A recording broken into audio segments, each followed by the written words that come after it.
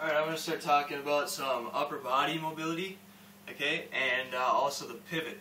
So, you got your 2 and your 8 stance, okay, if you're orthodox, it's the opposite on the face of the clock, 10 and 4.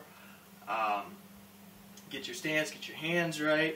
Okay, first we're going to talk about the pivot. Basically, you're going to get up on your lead ball, or the ball of your lead foot, and you're going to swing this back leg around to completely turn. It's basically going to be a 90-degree turn, so now I'm no longer facing this way, but I'm facing this way. And this is for an opponent who's attacking straight on. You don't want to get caught backing up straight all the time. You want to work angles. So what you're going to do, you're going to pivot and turn that back leg around. Okay? Get up on the ball of your foot, turn that back leg around. Right now I'm on carpet with shoes, so it's kind of hard for me to twist that foot. But when you're on a mat with bare feet or socks or whatever, however you want to drill it, or carpet on socks, it's a lot easier to get it around. But you're going to pivot around, fall right into your stance, and you're in a great position to begin to counter. Okay, so that's someone's coming in and you want to cut that corner, stop their forward momentum, okay, pivot away from them. They're now in a vulnerable position for you to begin to strike. Okay, so if you're going to work it off your lead leg, pivoting that way to, this would be my right, you're going to pivot on lead foot, twist that back leg around, set in your stance. Okay, to the other side, to my left, I'm going to pivot on my rear leg and step back with my lead leg to the left. So I'm ending up here, and as you can see, I'm falling into an orthodox stance. So what I want to do is, after I pivot on that back leg, is switch my stance back. Get right back into where I'm comfortable throwing. If you're comfortable throwing from orthodox, go ahead and stay there.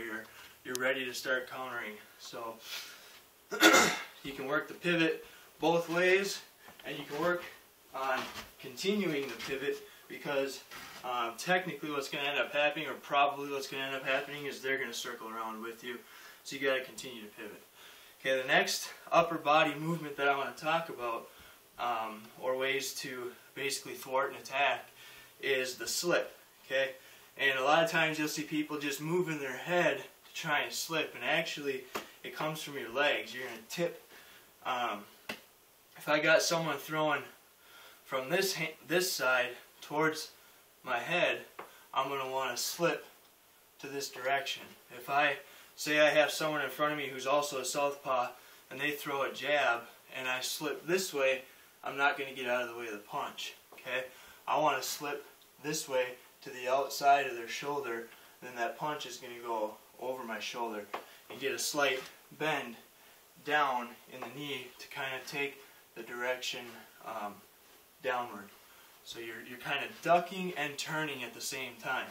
Remember to keep your guard tight. So when you're drilling it, you can do 5-minute rounds of slipping that way, and then when you slip the other way, you're going to do the same thing, and this is going to be for a punch coming from this side. You're going to slip to the outside of the shoulder, keeping your guard up. So you'll be here and you can drill. And optimally, or best case scenario, keep your hand just covering your jaw. You might want to watch the ear, because if you get caught, there's a nerve center behind your ear. You'll fold right away. You want to make sure that you're keeping yourself covered either with your hand or your fist when you go down, but you can still see your opponent, so then you can counter. Okay? So you're going to slip to the outside. If they punch on this side of their body, you're slipping that way, and if they're punching on this side of their body, you're slipping that way. Make sure to keep your hands tight, and you can still see your opponent. Okay? And the third thing here I wanted to talk about was the pull. And I'm going to turn this way so you can see a little bit better. You're in your stance, you got your guard up, and you're gauging the distance of your opponent, and you're moving your head, okay, just enough to get out of the reach of their punch, okay, or their strike, if it's a kick, whatever it happens to be. You're just slipping your head back, or pulling your head back with your hips and your abdominals to get out of the reach of that strike. So you can work, a lot of times what I'll do is I'll stick my head up and put it out in their reach, I'll gauge their distance and get them to swing for my head, and then I'll pull it back and then come back with a counter. But you can work that as well, where you're, work all of these into one round. So you can do a 5-minute round of slipping, a 5-minute round of pivoting, a 5-minute round of the pull, okay, and move around. Remember to keep your footwork, the step and the drag. Get your footwork going, and then you're going to stop, do your pull like you're shadow boxing with somebody. So work all of these defensive movements like it's a live round, and then do 5-minute rounds of each individually, and then 5-minute rounds, a 5-minute round with them all together with the footwork.